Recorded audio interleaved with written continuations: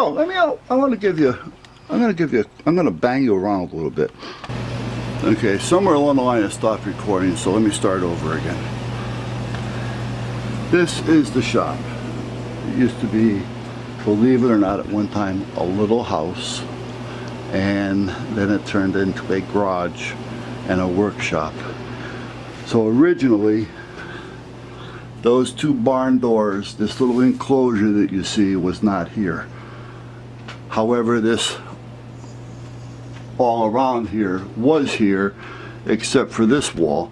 This wall was screened in, and there used to be a screen door here, and that porch used to be all screened in. There's a porch out there that's all been screened in, and that was closed off. That opening right there, that was all closed off. So you enter the porch here through a screen door, and then you're on a screened in porch, including this. This was all screened in. This was all closed off like it is, but that was all open. So you were able to like pull your car up here, you'd be able to sit here and look out, all being open. There's a garage door here. And then you would be coming in through a door that was there. Now here, there used to be a wall, and the wall went all the way down to the chimney down there, which we'll get to in a minute. And there was a 4-foot door here. This door would bring you into this garage with a concrete floor, the garage door being down, and this was something they used for like a living room plus a bedroom. They had a couch that pulled out into a bed, and this was that area, all this concrete floor area. This step right here to there, to here, to this stud, this used to be a wall going across here, from there across to here. So this was all closed in, and this is about 4.5 feet from that step to about here, if you see my foot or not, and that was all closed in. And well, you can see up top here, okay, this was all one big closed in area that they used as a closet. Okay, now again, that was all a wall. Where that stud is, all the way across up there, that was all a wall. Where that lip is, was a wall. So we could not see where we're looking at now from there. To get there, we would have to walk here through this 4-foot door, and it was actually a door here, into this area. And then this, there was a few little cabinets, like a countertop and a few little cabinets on the wall. Nothing serious.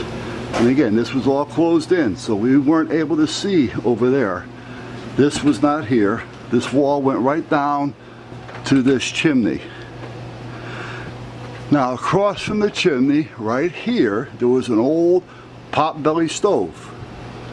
One of those, you know, 4-foot high, 4.5 foot high, flat top belly, round belly, pot-belly stove, and that vented out to the chimney where I've got that cylinder stuck in.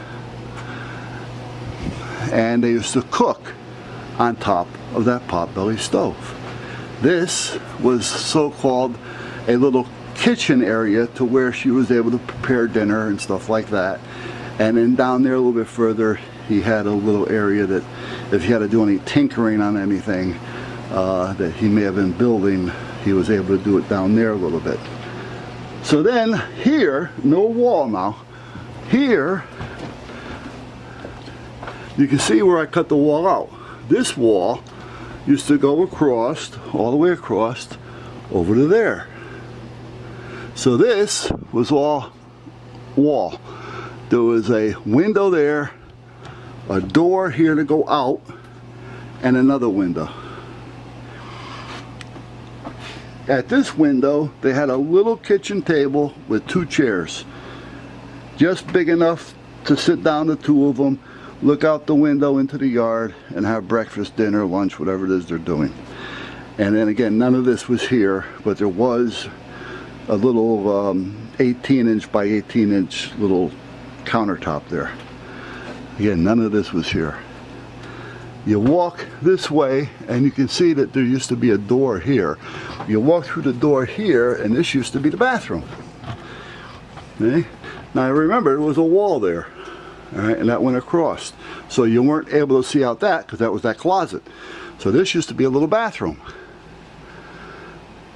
And in here, he also had a workbench. This back wall that was here, he had a workbench here in the bathroom. And the sink was big enough for her to wash dishes in as well as do what they had to do. Now, there wasn't any shower. So at that point, you know, it was a little tough, I guess, other than just sponge bathing or hosing off outside. I don't know. There was no shower or tub. But, you know, there was a bench, a sink, a toilet, and a door, and a window. And that's what was here. So they lived here. They built this first and lived here while they built the house. And that's what this was all about. So when we came in here 10, 12 years ago and bought the house, by that time, this was a workshop. This was a garage. The wall was still there. I decided I didn't want that potbelly stove because it was old. So I bought this thing and put it here. I knocked down the wall first, as you can see, and I put up a support. Some of the old wall is still up there, as you can see. This is just something I use just to help with the heat so that it wouldn't go up there. But other than that, I took out the wall, I put in a support beam. You have two 2x6s with a piece of plywood sandwiched between it, and I ran it all the way down. I put the barn doors up and I closed off that door because, again, that was space that I could use. And we come in down there and the porch is still there. I left it there. But again, someday I may even close that in because that'll give me another 8.5 by 8.5 area. Again, I don't know. We'll see what happens. So this started getting really filled up quick. And this is what it was. That saw used to be right up against the stud. Or actually, that stud was over there. I had since moved it. But the stud used against the stall. That used to be my workbench, as well as all this. If you look at some of my old videos, you'll see me sitting or standing next to the saw doing any kind of work that I'm doing, gun cleaning, electronic work, anything it is I was doing here, because not only did I have 110 over here, I also had 12 volts over here that was running off for the solar panel and the batteries and all that kind of crap. And some of that stuff is still over here, even though it's not connected. Here's a negative positive post. There's a couple of switches that we're switching on here. Switches for 12 volts going outside. And stuff like that. So there's still all kinds of crap. There's lighter plugs and stuff like that there. So meanwhile, this started getting small real quick. Now you can only do so much with so much space. So I decided to talk to the wife, and I says, I want to put a small addition on. So let me get this off here.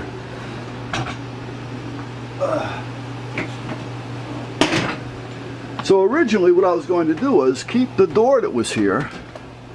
This used to be, if you walked out this little door, there was like a little 4x4 enclosure, like a little porch that had a little spot where he used to keep wood and things that he would burn in the wood stove. And they used to use that for heat and cooking and stuff like that.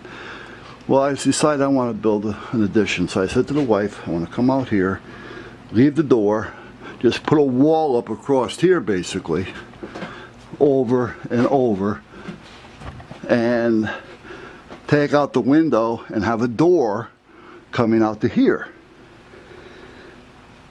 Well, once I started thinking about it, I said, you know what, why don't we just rip out the whole back of the garage? you know, and make it the whole width of the garage. So that's what we did. So I added this on. All right, the wife and I did this. She helped me quite a bit, as much as she could. You know, I usually had all the walls up by the time she got here. She helped me screw some of the floor down. We screwed the walls together on the floor, and then when she was at work, I would use the tractor and put them up in place and stuff like that. And then she helped me with the insulation, and she helped me hang some of the stuff in here. You know, and then basically I probably did about 75–80%. The wife helped me maybe 25%. Then my brother-in-law came out and helped me put the roof on, and the rafters, joists, whatever you want to call them. So him and I did this in one day and got it all closed in. And that's basically it, and that's where we're at today. But again, originally that used to be their home. You know, the people that built the house while they were building the house. This had a septic tank and everything out here. So it still has a water main coming in with a pipe. However, the main is just shot, so it's not worth, you know, even thinking about bringing it in and having water back out here. It just isn't worth it at that point. So, and I really don't need it. I ran, you know, irrigation hose and stuff, so I got a sink outside that I use in the summertime. I can't use it in the winter, but in the summertime I use it, you know, wash my hands, wash parts. You know, it's not a sink that you would have in your house. It's a shop sink that's a mess. You know, you got to clean a pot or you know, a flower pot, or that's what it's for. So, and then this is what we did. So I did all this. Then up there, if I tore that down, you'd actually see the roof tapering up, because the roof goes up beyond that. Now originally I was going to go back, follow the contour of the roof till I reach maybe a foot high, and then go up and then back out, so I'd have more storage up there. But I said, you know, I really didn't need all that, you know, which I still don't. I don't think there's no really need for it at this point.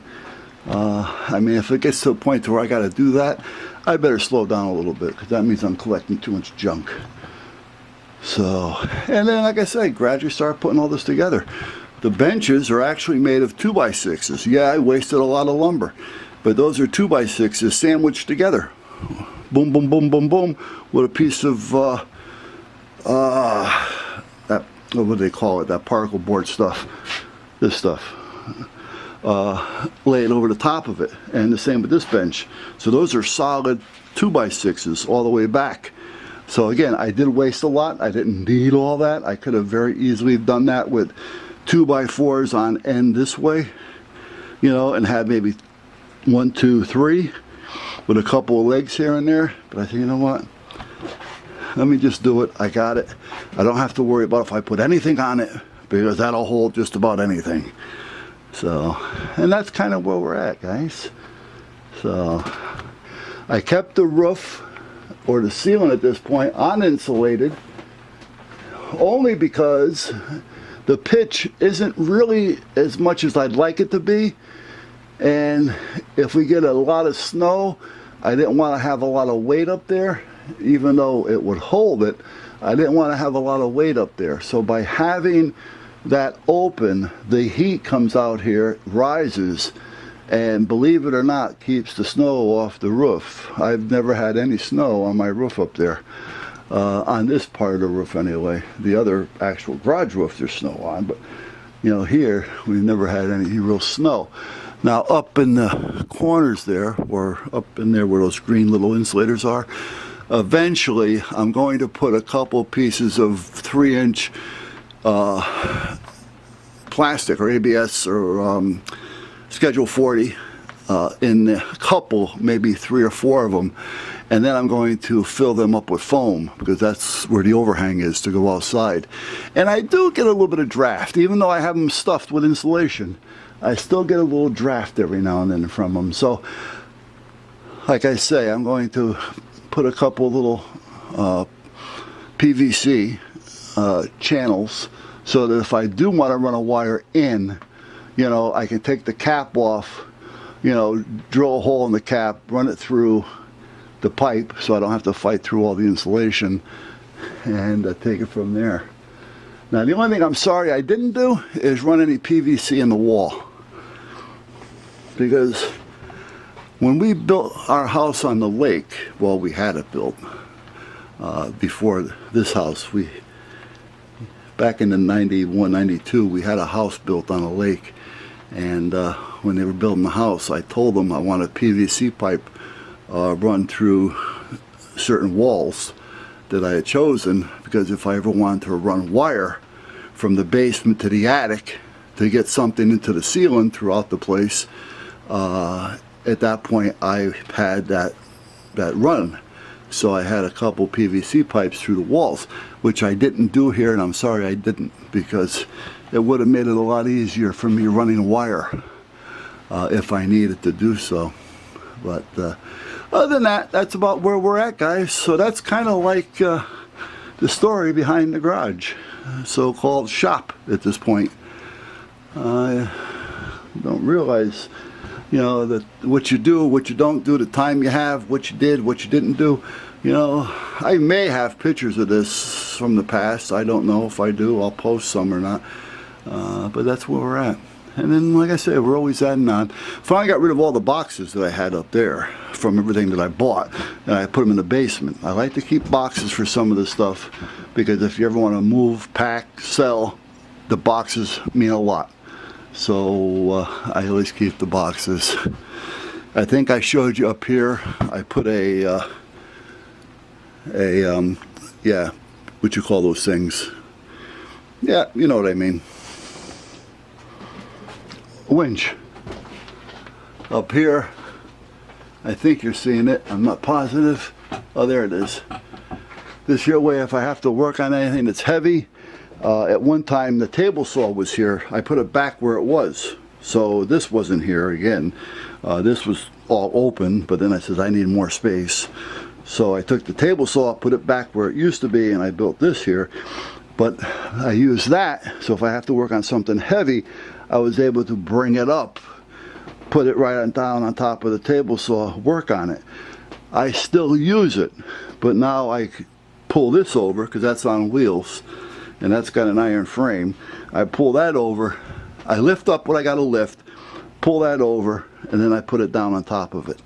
So, and then my son gave me some extension pulleys so that I can actually bring this out here, so it'll be hanging for more directly over instead of hanging over that. Because again, I don't feel like moving that whole thing right now.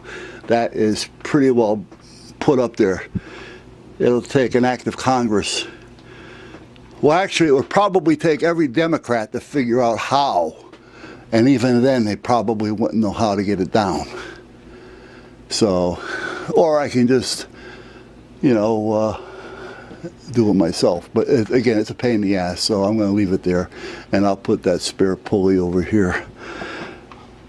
And then every time I'm out here, I start adding to it. Because I find that, you know, as you do, you got to build things as your needs change, and so that's what I've been doing.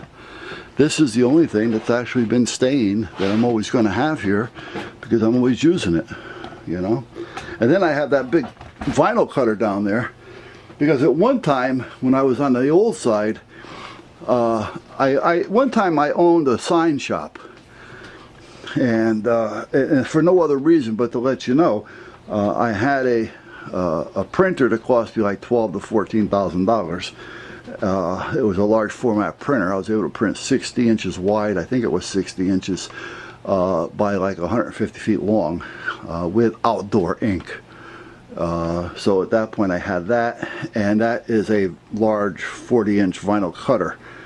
This is just a small one, but that's a large vinyl cutter. I actually ruined the printer for being lazy and stupid.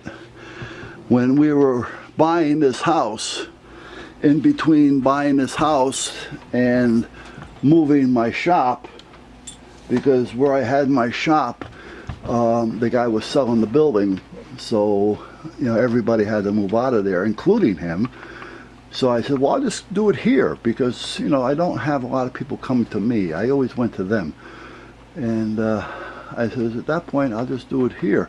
So in the interim of buying this place, and getting things ready, I put the printer in storage with everything that was in the print shop, including the vinyl cutter and so on.